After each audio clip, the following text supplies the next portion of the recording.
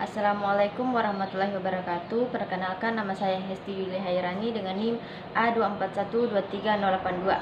Di sini saya akan memberikan penjelasan sedikit tentang alat optik dalam kehidupan sehari-hari. Alat optik pertama yaitu kamera. Kamera memiliki diafragma dan pengatur cahaya atau shutter untuk mengatur jumlah cahaya yang masuk ke dalam lensa. Dengan jumlah cahaya yang tepat akan diperoleh foto atau gambar yang jelas. Sementara itu, untuk memperoleh foto yang tajam dan tidak kabur perlu mengatur fokus lensa. Lensa yang melalui lensa kamera tersebut memfokuskan bayangan pada benda-benda pada film foto. Bayangannya nyata, terbalik, dan lebih kecil dari benda aslinya atau objek aslinya.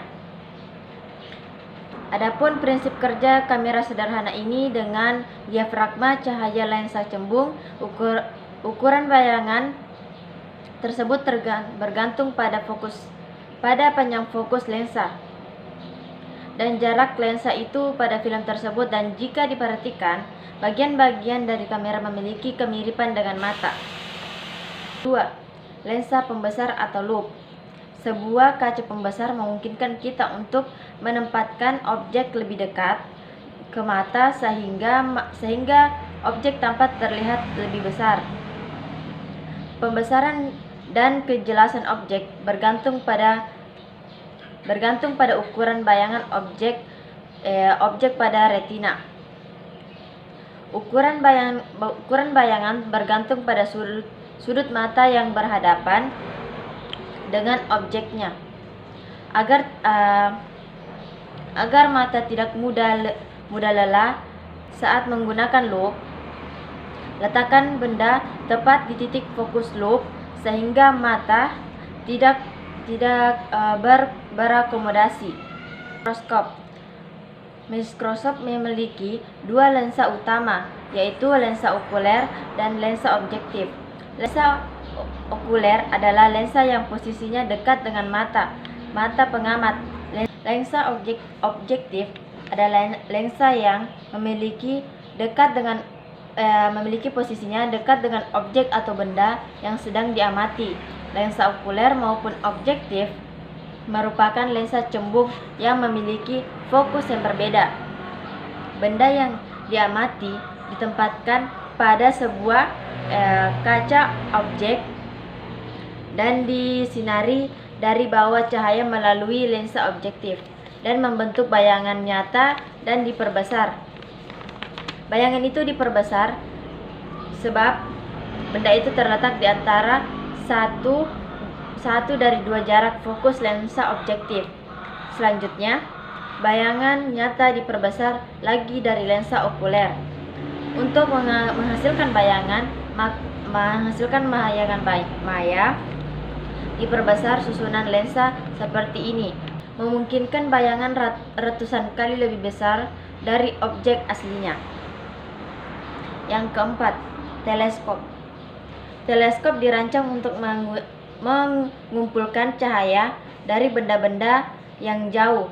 Teleskop dapat berupa teleskop bias dan teleskop pantul. Teleskop adalah alat optik yang dapat membuat benda yang berada pada tempat yang jauh menjadi lebih dekat. Teleskop bias. Teleskop bias sederhana merupakan kombinasi antara dua lensa cembung dan terletak pada bagian pipa. Lensa yang lebih besar adalah lensa objektif, sedangkan yang diletakkan adalah lensa okuler atau lensa mata. Lensa objektif membentuk sebuah bayangan dan kemudian bayangan tersebut akan diperbesar oleh lensa okuler. Lensa objektif teleskop bias memiliki diameter yang lebih besar daripada diameter mata kita saat membuka. Hal ini berarti akan lebih banyak cahaya dipantulkan oleh objek yang dapat masuk ke dalam lensa yang kemudian akan masuk ke dalam mata. Teleskop pantul. Lensa objektif yang terdapat pada teleskop pantul digantikan oleh cermin cekung. Bayangan dari sebuah objek yang letaknya jauh terbentuk di dalam tabung teleskop. Ketika dipantulkan dari cermin cekung, cahaya yang dipantulkan objek yang jauh memasuki salah satu ujung tabung dan ditangkap oleh cermin lain pada ujung yang lain. Cahaya ini dipantulkan dari cermin cekung ke cermin datar yang ada di dalam tabung. Cermin datar kemudian memantulkan cahaya ke lensa okuler yang berfungsi memperbesar gambar.